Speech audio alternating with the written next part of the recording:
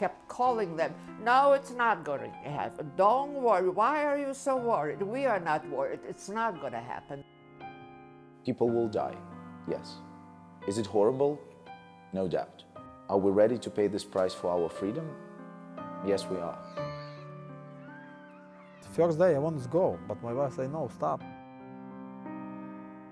We're trying to kind of be positive, but when you look in their eyes, you see they're scared. Russian soldiers killing everyone.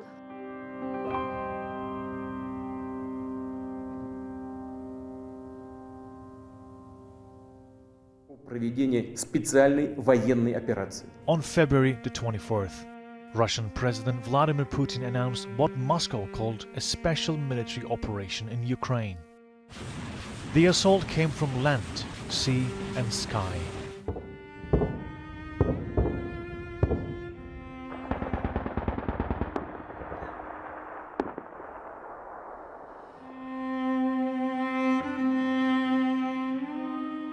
Many people have been killed or injured, and at least 2 million people have fled Ukraine. The attack has set off what the UN's called the quickest exodus of refugees of this century. Neighboring countries have become the first destination for those seeking shelter. But thousands of miles away, here in the US, one of the world's largest Ukrainian diasporas is grieving their plight. Their community is no stranger to the heartbreak of war and migration. Why did we leave Ukraine? Obviously, for exactly the same reason that the people are leaving Ukraine now. For Ukrainian Americans like Natalie Sonevsky, Russia's latest attacks hit close to home. She arrived in the US in 1949. Her family fled Ukraine near the end of the World War II. She says they feared the Soviets would occupy their country after the war and either kill or imprison her father, who was a district judge. I opened the TV and I saw the images of the fleeing refugees, and especially the sirens. For a second, my heart stopped. I really was reliving almost a post-traumatic experience.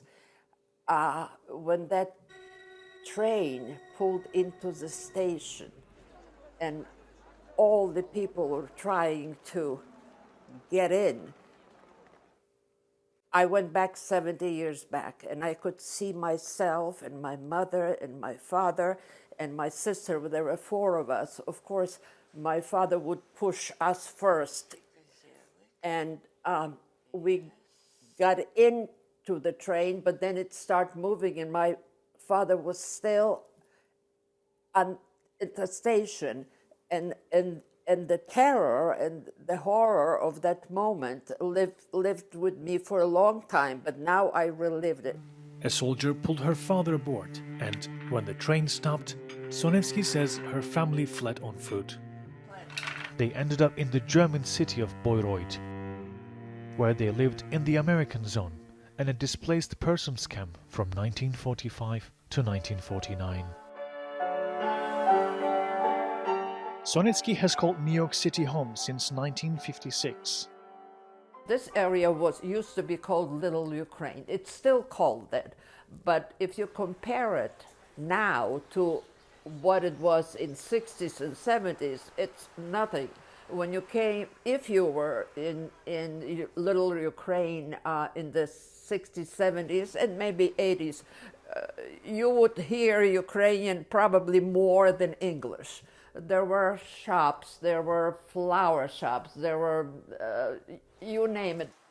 After World War II, many Ukrainians, many intellectual Ukrainians immigrated to USA because the first place where was emigrated, these Ukrainians, was the displaced camps in Germany and Austria. The probably last wave of Ukrainian immigration to United States and Canada, not only the United States and Canada, to Europe, Portugal, Italy, French, Germany, Australia, New Zealand, after collapse of Soviet Union in 1991. Arthur Zgaro, a medical doctor who has lived in New York for 2.5 years, has memories of another, more recent conflict, the Russian annexation of Crimea in 2014. A date that, according to him, started what he calls this horrible war. I was in Ukraine, I was working in a hospital, and I remember those wounded people who came. I remember those wounded soldiers with whom we started working when the conflict in the eastern part of Ukraine started as well. And as all of the country, we had to relearn and we had to understand how to work in those conditions, because we never ever had anything with war. There are more than 1 million people of Ukrainian origin in the United States, according to a recent government survey. The New York City metropolitan area alone is home to a community of nearly 130,000 people of Ukrainian descent. That's the largest in the United States. But here in Lower Manhattan, there are still outposts of Little Ukraine, churches, restaurants, butcher shops, and a museum.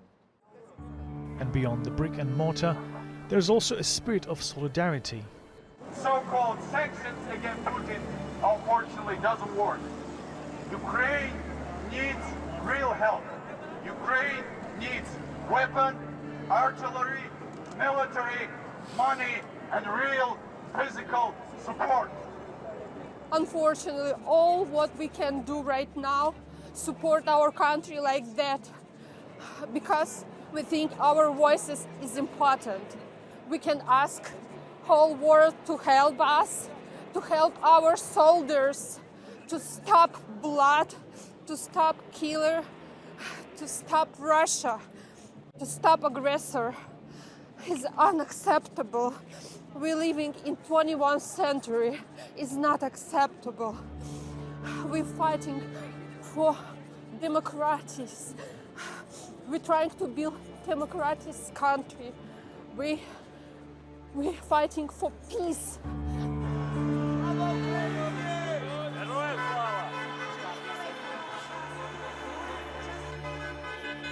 I think Ukrainian people, we all trying to do whatever we can. I'm trying to pay attention. I have some flyers in my hands where I explain people how they can help us.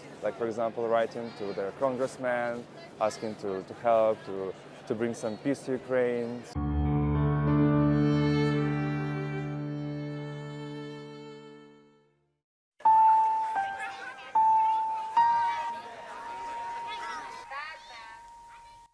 My father right now is in Ukraine.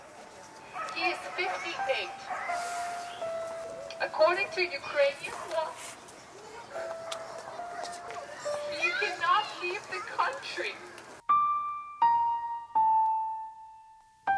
In New York's Little Ukraine, Maria Soroka, Irina Safinska, and other organizers from Razum for Ukraine convened teams of volunteers. In the face of tragedy, they focused on good news and what they could do to help. Swift is blocked. Obviously, you know what? Oh my. And right now we kind of got everything together to one emergency response fund, and our mission is buy a lot of medical stuff and deliver this to Ukraine. Arthur Zgaro works as a volunteer with Razum. He says he's lost track of all medical and other supplies they've received, and the donations keep coming. But it is very hard to deliver this help to the cities that are in need because of the bombardments of civilians that keep going on and on and on right now as we are speaking. So that is the hard part about delivery in Ukraine, inside the Ukraine, not to the Ukraine. But some people are going even further to help defend Ukraine against an assault from Moscow. Sergei Bondin has been in the US since 2005. A friend of his recently returned from Poland to Ukraine to fight, he says, and he is considering doing the same if things get worse. A lot of men return back in Ukraine right now because one is fight. We'll be see how much I can help in here, and next I think I go. If bad situation more, I think I will go because my West Ukraine okay, but in this east and center capital is problem now. But I will be see. Give us strength and power, and hastily packed suitcase and bread. Vasily Makhno, a Ukrainian poet and novelist in New York, has taken up his pen. Makhno recently published a poem in Los Angeles Review of Books in response to the Russian incursion. It was a shock and pain.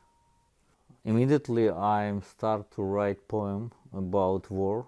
I'm very happy because that American readers understand true poems, and through this text will be understanding about situation in Ukraine. It's a war. It's a war.